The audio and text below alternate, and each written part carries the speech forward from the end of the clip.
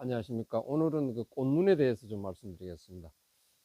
금년도에는 그 꽃눈 분화율이 후지는 이제 54%, 홍로는 이제 64% 정도 된다 그래요. 그래서 과거 9년 7일 평균 내에서 금년도와 이렇게 비교해 봤을 때 금년도 꽃눈 분화율이 뭐 4%에서 한 8% 정도 이렇게 다운된 것으로 이렇게 나타나고 있어요. 그러니까 꽃눈이 후지 같은 경우에는 54%니까 굉장히 낮습니다. 낮기 때문에 전쟁할 때 우리는 꽃눈을 많이 남겨야 된다 이렇게 말씀드리겠습니다. 우리는 꽃눈을 남길 때 우리가 단가지가 제일 좋아요. 단가지. 잎수도 그렇고 그러니까 가장 이렇게 보면은 가장 먼저 피는 것이 짧은 가지에서부터 먼저 피어요. 그러니까 그 사과나무는 먼저 피는 것이 제일 좋은 거예요. 제일 좋은 거. 그렇게 생각하시면 되고, 금년도에 그 꽃눈이 왜서 이렇게 평균치를 밑도느냐, 여기에 대해서 한번 생각을 해 보겠습니다. 꽃눈이 이렇게 발달에 저조한 그 이유는 수분 부족이에요. 수분. 그러니까 우리는 물이 거의 뭐 계속 주잖아요. 지난해 같은 경우에 물을 자주 안 준 가오는 열과가 굉장히 심하게 적도 부위, 과일 적도 부위가 터져 나갔습니다. 햇빛을 많이 보았던 곳이 이제 터져 나갔죠. 그래서 이제 수분이 부족하다 그렇게 생각들고, 그 사과는 거의 뭐 80%가 이제 뭐 수분으로 해서 이제 키운다 이렇게도 얘기들 하는데, 물론 기후적인 조건도 굉장히 무시할 수는 없다 이렇게 봅니다. 그 다음에 수분 부족으로 인했고, 또 그 다음에 이제 고온입니다. 고온은 뭐 고온으로 인해서 꽃눈이 형성이 제대로 안 됐어요. 그러니까 꽃눈이 맺혀졌지만은 제대로 이 안에 꽃눈으로 꽃눈으로 되어 있지 않다는 얘기죠. 이건 고온이기 때문에. 고온은 뭐니까 이파리에서 광합성 작용을 통해서 이파리에서 탄수화물을 만들어 영양분을 만들어 가지고 이 꽃눈으로도 가고 과일도 가고 이렇잖아요. 잎에서 광합성 작용을 못하는 거죠. 못하고 도리어 어디 잎눈이나 꽃눈에 있던 수분까지도 나무가 살아야 되기 때문에 잎으로 도로 가져가서 증상작용으로 수분을 날려버리는 그런 경우가 있어요. 그러니까 나무가 살기 위해서는 잎에서 증상작용을 해야 되는데 증상작용, 광합성 작용보다는 증상작용을 더 심하게 했기 때문에 영양분이 부족해 가지고 잎눈이서 이제 꽃눈을 만들어진 과정에서 그렇기 때문에 꽃눈을 만들어진 것이 저조하다 이렇게 보면 돼요. 그래서 고온 때문에 꽃눈이 잘 만들어지지 않았다 이렇게 보면 됩니다. 그 다음에는 결론적으로 이제 이 고온도 양분 부족의 현상이 일어나서 그렇게 된 거예요. 결국 잎에서 양분을 만들어야 되는데 양분을 못 만들었기 때문에 꽃눈들이 눈은 만들어졌는데 꽃눈으로 만들어지지 못했다 이렇게 보면 됩니다. 그 다음에 이제 또 어떤 경우는 하면 이제 후기 갈반이라 그래서 잎이 낙엽이 달 떨어지면 잎이 다 떨어지게 되면 잎에서 뭡니까 양분을 만든다 그랬죠. 만들어 가지고 이런 꽃눈에다 줘야 되는데 과일도 가고 꽃눈도 가고 또 뿌리에다가 이제 양분을 축적을 하죠. 저장을 하는데 갈반이 또 심했던 그런 분들은 또 꽃눈이 실하지 못해요.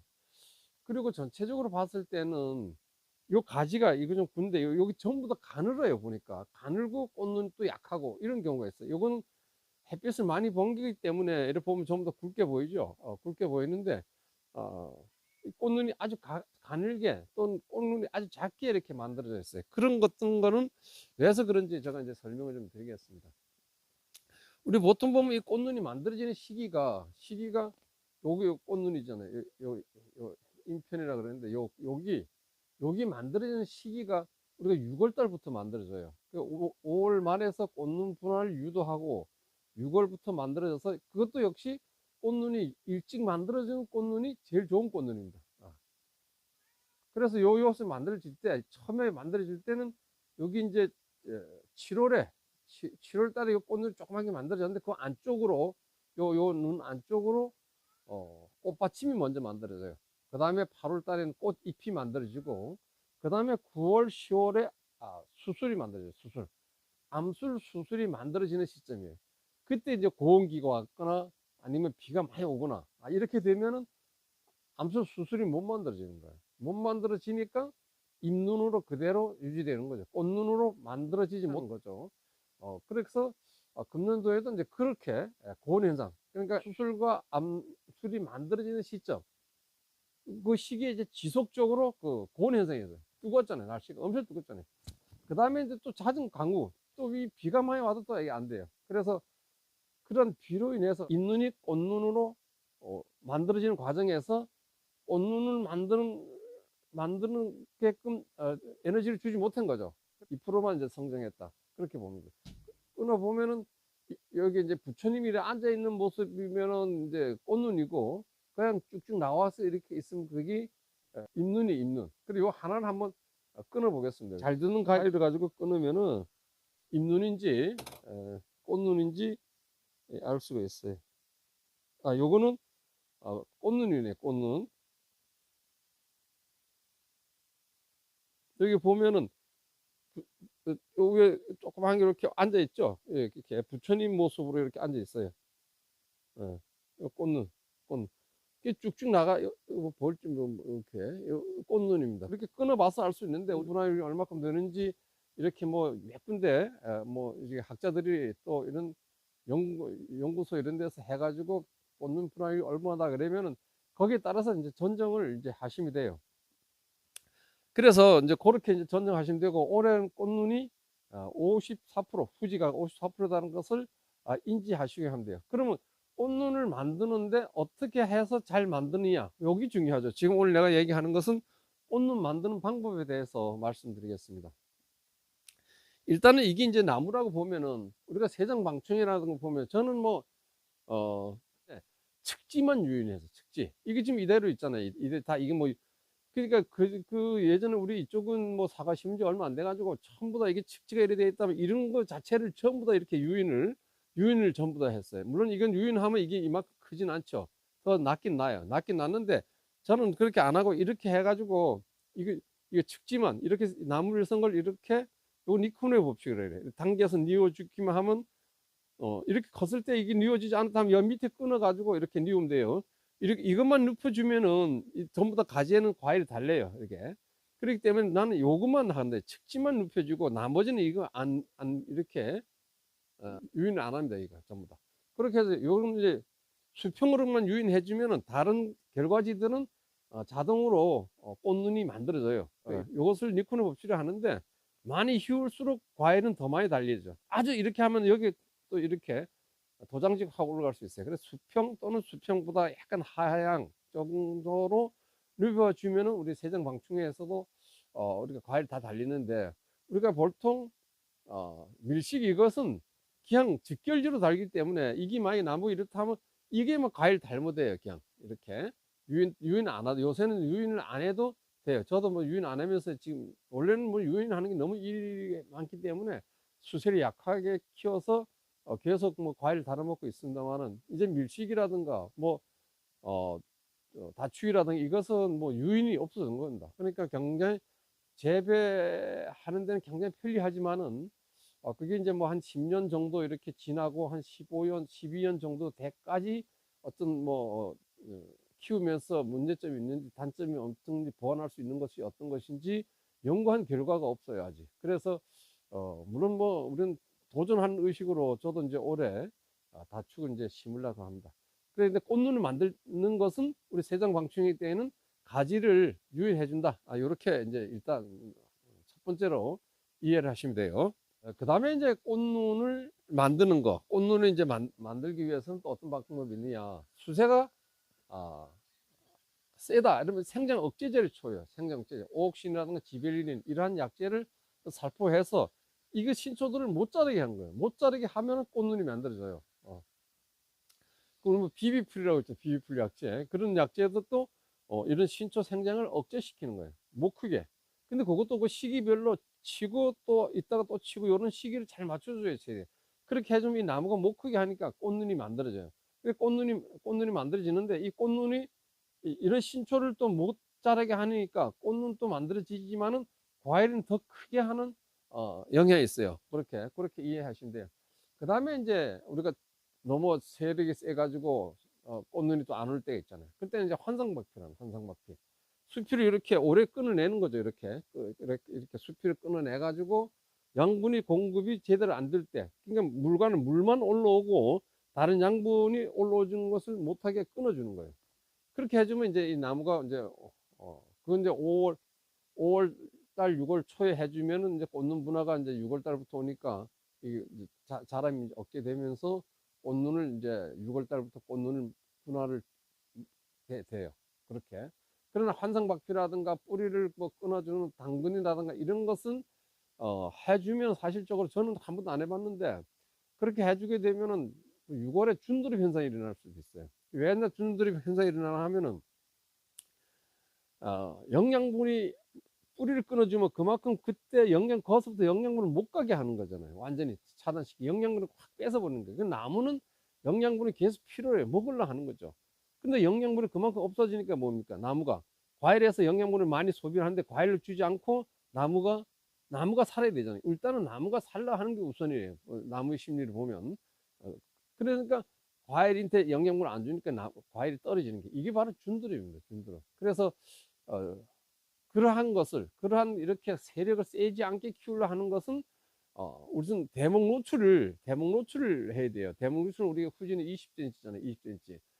그리고 두둑을 만들어 심어야 돼요. 그래야 세력이 세지면 흙을 좀 걷어서 내주고 수세가 약하면 흙을 좀 덮어주고 이 대목 노출이 이 과일 나무의 이 굵기도 굉장히 좌우된다고 봐요. 많이 묻으면 이게 확 굵어지고 확 자라고 막 지 맘대로 막 자라요. 보니까. 그러나 이게 대목 노출을 제대로 했을 때는 천천히 자라고 세력이 또 안정하게 자랍니다. 그것은 제가 이제 나무를 많이 심지 않으신 분들이 이제 전전해 주러 가보면 대목을 콱 묻었어요. 콱 묻는 게 이게 확 굵어져 가지고 이거 뭐 다 굵게 다 나와버려요. 크지 않고 옆으로 그냥 막 벌어지는 거예요. 그런 경우가. 그러니까 여기 대목 노출을 두둑을 만들고 꼭 해야 된다. 이렇게 나는 꼭 생각을 해요. 그래서 환상박효 할 필요 없고 당근도 할 필요 없고 다만 이제 유인 정도 아니면 이제 약재, 생장 억제제 이 정도 살포하는 것이 좋고 그 다음에 이제 나무에 따라 틀리겠지만 질소를 감량 시비하는 겁니다. 질소. 꽃눈을 만들기 위해서 그러니까 질소를 많이 주면 꽃눈이 많이 만들어져요. 예를 들어서 유목기다 하면 이제 꽃눈을 만들어야겠다면 주지 않은데 주지 않고 인산가리를 연면 시비를 한 두세 번 하면 되면 꽃눈이 맺혀져요. 그렇게 두둑을 만들어준 가온이래 하네요. 땅에 푹 파묻힌데도 아무리 비료 인산가리 주고 뭐 질소를 주지 않는다고 해도 안 되는 거야. 그러니까 나무를 처음에 심을 때 두둑을 한 30cm 주고 이 나무를 빠져들어가지 못하게 딱 위에 끈에다 대목에다 딱 묶어 놓고 흙을 덮어서 심어놔야 돼. 그러면 흙만 내려가고 대목 노출은 예를 들어서 25cm 될 수도 있어요. 그럼 그 흙을 좀 더 덮어 놓으면 돼요. 그래가지고 키우면 돼요. 그러니까 대목 노출을 제가 보니까 다니면서 이렇게 나무들을 보니까 대목 노출로 인해서 문제되는 그 가운데들이 굉장히 많아요. 그러니까 매년 끊어내는 거야. 매년 뭐 톱으로 끊어내고 흙을 파내고 하는데 수평지인 때는 두둑이 없으면 흙을 파내고 하면 그 물이 고이면 또 안 돼요. 역병이 온다. 그러니까 그런 것들을 우리는 생각해서 애초 가온을 조성할 때 제가 이렇게 유튜브를 보면은 가온 조성하는데 두둑 만드는데 거의 없어요. 저만 이렇게 많이 강조를 하는데 두둑을 분명하게 만들어서 우리가 나무 수세 안정화시키는데 도움을 줄 수 있다. 이렇게 봅니다. 그 다음에 이제 전정이죠. 우리가 꽃눈을 만드는 데 있어서 전정을 뭐 강정하면 안 되기도 하는데 이 너무 복잡하게 이 나무들이 여기 주간지를 하면은 이게 측지들 하면 이거 너무 복잡하면은 햇볕이 안 들어가면 꽃눈이 작아요. 요런 식으로 햇빛이 안 들어간대. 요런 식으로. 이런 식으로 꽃눈들은 작은 것은 역시 과일도 작게 달릴 수밖에 없어요. 근데 햇볕이 이건 이 바깥에 있었잖아요. 이 전체적으로 이렇게 있었는데 바깥에 있는 것들은 이렇게 굵다. 이거 한 달 전에 다 말른 한 달 전에 끊었는데 눈이 이래요. 눈이 크는 것이 이제 요새 이제 크기 시작하는 거예요. 요새. 그때 내가 말씀드리겠는데. 그러니까 이 전정해서 햇볕이 이렇게 잘 들어가야 돼요.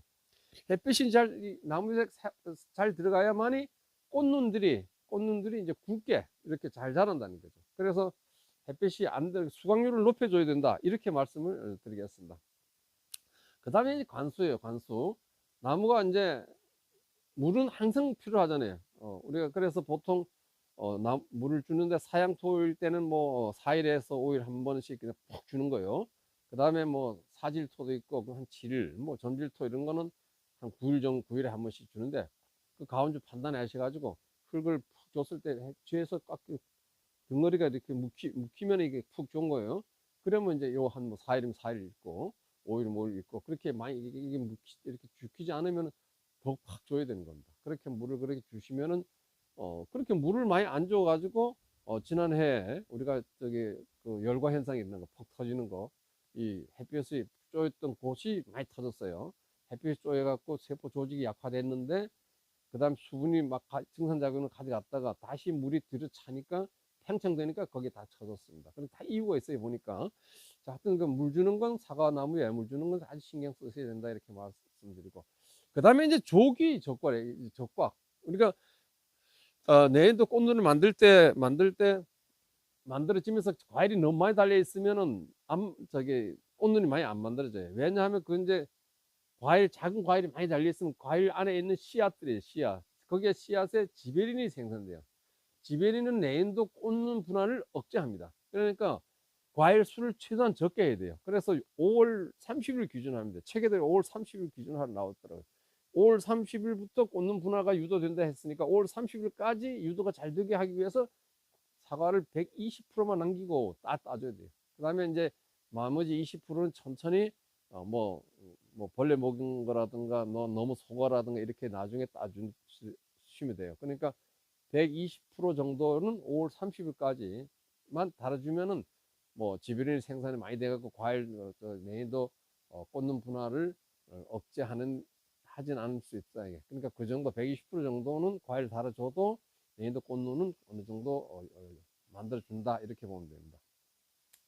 그 다음에 이제 지금 현재 이 꽃눈들이 지금의 이게 2월 3월 그러니까 1월 2월에는 여기 꽃눈이 만들어졌던 겨울 동안 좀 텐텐하게 만들어졌던 것이 한 20에서 25% 정도의 단단해져요. 그러니까 무게가 나간다는 얘기죠. 그래서 2월에서 3월 지금이잖아요. 지금 2월에서 3월이니까 지금 단계는 150%에서 뭐 120%에서 150% 정도 증가해요. 요 자체를 뜯어가지고 요 무게를 재보면은 지금의 막 무게가 지난번보다는 더 안에 꽉 차는 거죠. 꽃가루가 만들어지는 거예요. 이 안에 지금 여기에서 꽃가루가 만들어져서 있는 거예요. 지금 만들어지고 있는 거예요. 지금 3월 때까지 만들어지니까.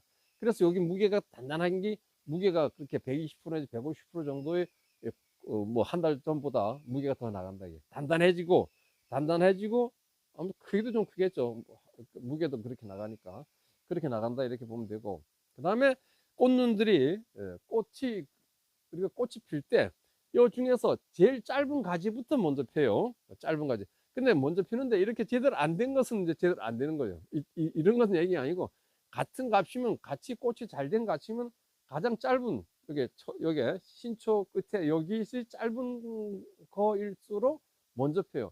그래 여기 먼저 피니까 여기 제일 좋은 꽃입니다. 제일 좋은 꽃이다 이렇게 보면 돼요. 그래서 제일 좋은 꽃이 그렇다 이렇게 말씀드리고 꽃에서 부대드리겠습니다. 요 꽃 안에 보면은 요 안에 요 눈 속에 4개에서 6개의 꽃이 생기죠. 그러니까 총 6개 중에서 하나는 중심화, 5개는 측화. 여기 나중에 폈을 때 여기 6개가 꽃이 핀다는 얘기. 6개. 요 하나의 꽃눈에서 밖으로 나와서 여기 폈을 때 6개 핀다. 얼마나 여기 세밀하게 짓겠어요. 그랬을 때 여기 그러니까 4개에서 6개라 그랬으니까 중심화가 하나 있고 또 축화가 또 2개 있는 것도 있고 이래요. 그런 건 다 적화하실 때 또 꽃이 옆에 뭐 하나 있고 옆에 비슷하게 한두 개 있으면 그건 다 떼내는 거예요. 그러니까 여기에 6개, 5개 또는 6개, 뭐 4개 이상 되는 게 있을 때 그것을 남기는 거죠. 그것을 이제 남기고 나머지 뭐 이렇게 뭐 어떤 거 보면 실하지 않게 나오는 게 있잖아요. 그런 건 다 적화의 대상이에요. 그렇게 적화를 해주면은 남아 있는 꽃들이 이제 굵게 크죠. 그렇게 해주고 여기 과일이 만들어졌을 때 과일이 여기 뭐 여기 한 5-6개 만들어지잖아요 여기서. 그럼 우리는 중심화만 남기고 다 과일을 떼주는데 요 과일 속에 씨가 5개 방이 있고 방마다 씨가 2개씩 들어있어요. 과일 뭐 그게 수정이 또 잘 돼야 돼요. 수정이 잘 돼야만이 이제 과일이 이제 이쁘다하게 이제 잘 크죠. 그래서 우리가 인공 수분도 하고 이러는데 인공 수분 해 가지고 3, 4일 후 꽃이 피고 3, 4일 정도 그 시점이 인공 수분이 제일 잘 되는 시점이에요. 그래서 그렇게 해주면은 과일이 이제 또 이제 잘 자란다, 잘 크고 또 정과가 나오죠. 그래 나오고 개화 후에 과일이 종적으로 커지고 그다음에 8월부터 11월까지는 형적으로 옆으로 이렇게 커져요. 그러니까 이 종적으로 커질 때 질소질 비료가 있는 게 많이 있는 게 좋습니다. 그러니까 우리는 후지하고 홍로 이런 것을 키울 때 조금 신경을 달리 해야 돼요. 우리 홍로 같은 거는 이제 뭐 짧으니까 수확 시기가 짧으니까 질소질 주는 것을 좀 조심해야 되고 후지 같은 경우는 뭐 우리가 생육 5월 달까지 7월 달까지는 줘도 돼요. 또 8월 달에 줘야 됩니다. 이 후지 같은 경우에는 계속 질소를 어느 양은 다 필요로 하고 있어요. 그래 하고 있어서 어떤 분들은 이제 또 착색 낼 때도 질소가 좀 필요해요. 그 이제 책에 보면은 이제 질소 요구량이 있어요. 사과나무가 얼마큼 필요한 요구량이 있는데 그러한 그 요구량들 보면은 필요합니다. 근데 어떤 사람들은 그러니까 질소가 필요하다니까 이렇게 뿌려주는 경우가 있는데 그거는 뿌려주는 것은 바람직하지 않고 8월 정도 돼서 이렇게 요소 연면 시비 해주는 것도 과일 크게 하는데 연면 시비 해봤자 한 열흘 정도의 그 비료기가 남아있죠. 그렇게 자라게 되는 것이고 계속 뭐 질소를 흡수하는 것이 아니기 때문에 연면 시비 하는 거 제가 이제 올해는 과일 좀 크게 키워보려고 작년에는 뭐 과일 너무 많이 달아가지고 돈은 또 되더라고요. 돈은 또 돼요. 그런데 뭐 담고 할 때 이런 거 아주 어렵습니다. 어려우니까 하여튼 금년도도 희망차게 사과 농사 좀 잘 짓기를 바라고 어, 저는 생각에 뭐 이렇게 빨리 포석해주고 빨리 착색 내고 막 이런 것은 원치 않고 있습니다. 그래 사과 산업이 발전이 되고 모든 국민이 사과를 찾게 하려면은 그런 거 없애줘야 돼요. 착색만 나니까 그 공판장에 착색만 하면 돈 많이 주고 이러니까 그건 뭐 착색 내려면까지 뭐그 어려운 거 하나도 없어요. 없는데 그렇게 하면 금방 또 포석해져요. 물렁 해지고. 그러니까 먹는 분들이 맛이 없다 그러잖아요. 맛이 없으면 사과에 대한 관심이 떨어진다는 얘기죠. 떨어지면 전체적으로 망하는 거예요. 결국 그래서 저는 이제 그런 약재들은 안 치고 있는데 이쪽도 그런 약재들 치는 분들이 굉장히 많습니다. 많은 것보다는 좀 그런 사과를 많이 재배하는 곳에서 그런 약재를 공급을 해주고 막 이래요. 그러니까 그건 아닌 것 같고 우리가 과일 중에서 사과가 제일 좋은 것 같아요. 내가 많이 먹어보니까. 그런데 맛있게 저는 뭐 오늘 또 계속 사과를 팔고 있습니다. 사과 팔고 3월 달까지 팔고 이렇게 하루 갑니다. 하여튼 뭐 올해 농사 하여튼 잘 되시기를 바라고 또 희망차게 일을 하시면 돼요. 이제 비료도 줄 시기가 돌아온 것 같은데 밑비료라 그래가지고 뭐 12월 달, 뭐 11월 달 뭐 이렇게 주는 사람도 있지만 원래 밑비료는 이제 뭐 11월부터 해서 3월 이전까지 중간에 주면 돼. 사과 전용 비료 저걸 주려 하는데 저거 이제 주고 어떤 분들은 이제 3월 달에 미량요소 주는 분들도 있고 한데 저는 이제 미량요소도 이 비료하고 또 기량 작용하는 것도 좀 있고 이래서 저는 이제 5월 달에 줄까 이런 생각하고 있고 뭐 왜냐하면 사과 전용균을 주고 한 달 있다가 뭐 주거나 이렇게 뭐 주는 것도 또 좀 이렇게 기간을 두고 주는 게 좋습니다. 하여튼 오늘 여기까지 하겠습니다. 구독 부탁드립니다. 감사합니다.